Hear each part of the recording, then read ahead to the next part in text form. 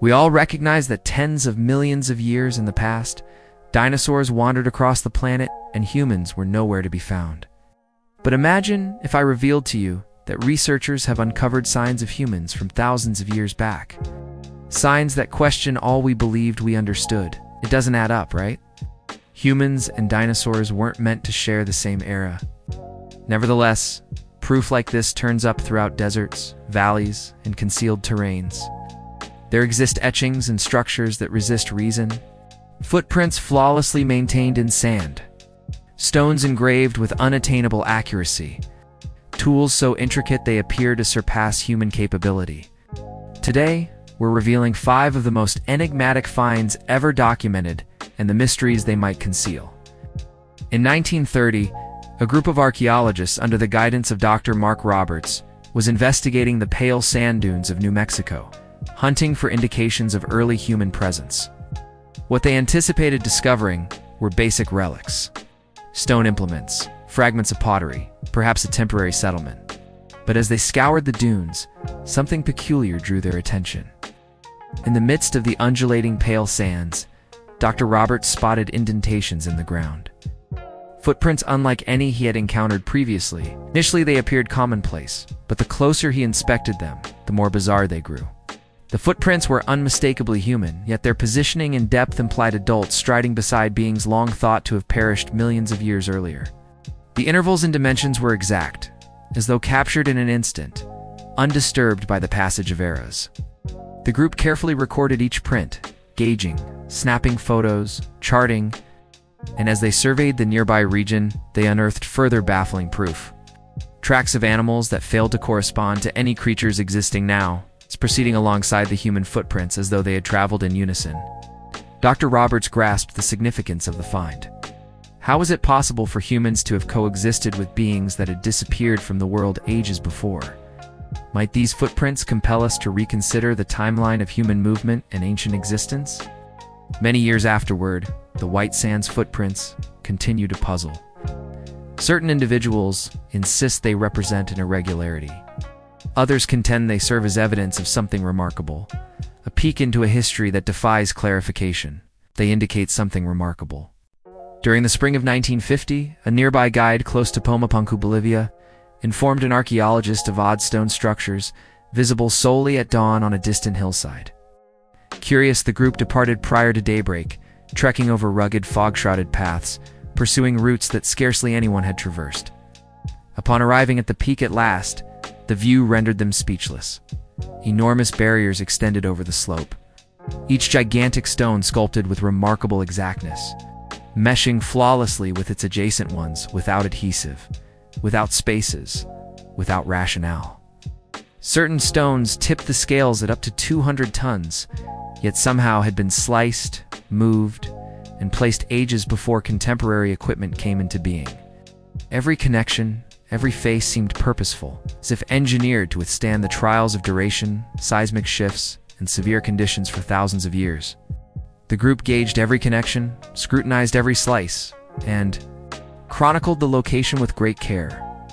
Every perspective appeared calculated, crafted to resist seismic activity, climate, and the flow of time. The workmanship was dissimilar to anything they had come across before. Contributing to the puzzle, the barrier seemed oriented toward heavenly occurrences, the dawn sun, equinoxes, and specific stellar configurations. It seemed as though the constructors not only comprehended building design, but also held a sophisticated understanding of the stars, integrating the universe into their work. As they delved deeper, the group observed faint designs, incisions that meshed with others like interlocking fragments. Stone exteriors polished to such fineness it appeared nearly unfeasible, absent current instruments. Every revelation intensified the riddle. Who were the designers of these barriers? How did they convey and shape such enormous stones? And why construct in this isolated, secluded spot? In the early 1960s, far inside the Bhimbetka rock shelters of central India, adventurers happened upon a cavern that had stayed undisturbed for thousands of years. As they cautiously navigated the dimness, something minuscule reflected the glow. Tiny items strewn over the cavern base, nearly undetectable upon initial view. Upon nearer examination, they comprehended these were microlithic implements, diminutive devices so accurately fashioned that it proved difficult to accept that people from that period could produce them. Each border, indentation, and channel seemed painstakingly formed, as though produced with a degree of skill that would test even today's craftsmen. The cavern disclosed additional astonishments with each advance. Implements were organized in arrangements, some seeming as if intentionally kept for later application. Their dimensions were so minute that the tiniest error might have shattered them. Yet there they lay, impeccably maintained over ages. Inquiries surfaced right away. In what ways were these implements employed in everyday routines? Were they intended for pursuit, fabrication, or maybe ritualistic roles?